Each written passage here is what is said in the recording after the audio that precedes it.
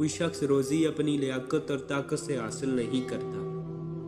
اللہ تعالیٰ سب کا رازق ہے۔ بڑے بڑے متکبروں اور سرکشوں کو بھی خدا کے سامنے جھکے بغیر چارہ نہیں۔ اللہ تعالیٰ متعامل بھی ہے اور رحیم و کریم بھی۔ وہ گناہگاروں کو توبہ کے لیے مہلت دیتا ہے، توبہ کرنے والوں کو دامن رحمت میں ڈھانپ لیتا ہے۔ جب تو خدا سے مغفرت اور عطا کا طلب ہے تو جن لوگوں کی امیدیں تیری ذات سے وابستہ ہیں تو انہیں بھی محروم و مایوس نہ کر۔ جیسا سلوک تو مخلوق خدا سے کرے گا ویسا ہی سلوک خدا تیرے ساتھ کرے گا۔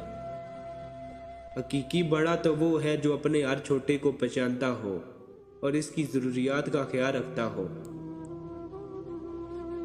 اس مظلوم کو بادشاہ سے انصاف نہ مل سکے، اس سے خدا انصاف دلاتا ہے۔ آخرت میں نیکیوں کے مطابق مرتبے ملتے ہیں، اس لیے نیکی کرو۔ جو شخص کوشش اور عمل میں کوتاہی کرتا ہے پیچھے رہنا اس کا مقدر ہے۔ مصیبت میں حوصلہ نہیں ہارنا چاہیے، ہمت سے اس کا مقابلہ کرنا چاہیے۔ ہمت طاقت سے زیادہ کام کرتی ہے۔ احساس کیا ہے؟ دوسروں کی تکلیف کو اپنی تکلیف سمجھنا۔ منصف اور عادل کو اللہ تعالیٰ اپنے عرش کے نیچے سایہ دے گا۔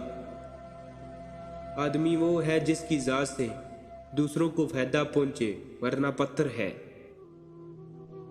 نیکی کرنے والا نیکی کا صلہ ضرور پاتا ہے۔ بے رحم انسان نہیں، درندہ ہے۔ نیک نیت کی وجہ سے کام نیک اور بری نیت کی بدولت برا ہو جاتا ہے۔ مظلوم کی تکلیف تو چند ساتھ کی ہوتی ہے، مگر ظالم ابدی مصیبت میں مبتلا ہو جاتا ہے۔ نصیحت اگرچہ ناخوشگوار ہوتی ہے لیکن اس کا انجام خوشگوار ہوتا ہے۔ ظالم جب تک ظلم نہیں چھوڑتا اس کے حق میں کوئی دعا قبول نہیں ہوتی۔ دنیا بے وفا اور انتہائی ناقابل اعتبار ہے، اس سے فائدہ وہی اٹھاتا ہے جو اسے مخلوق خدا کی اصلاح اور فلاح میں لگا دیتا ہے۔ دولت کو صدقہ جاریہ میں لگاؤ، آخرت میں کام آئے گی۔ نطفے کو خوبصورت انسان بنا دینا اللہ تعالیٰ کی قدرت کا اعجاز ہے۔ پانی کی بوند پر ایسے نقش و نگار کوئی نہیں بنا سکتا۔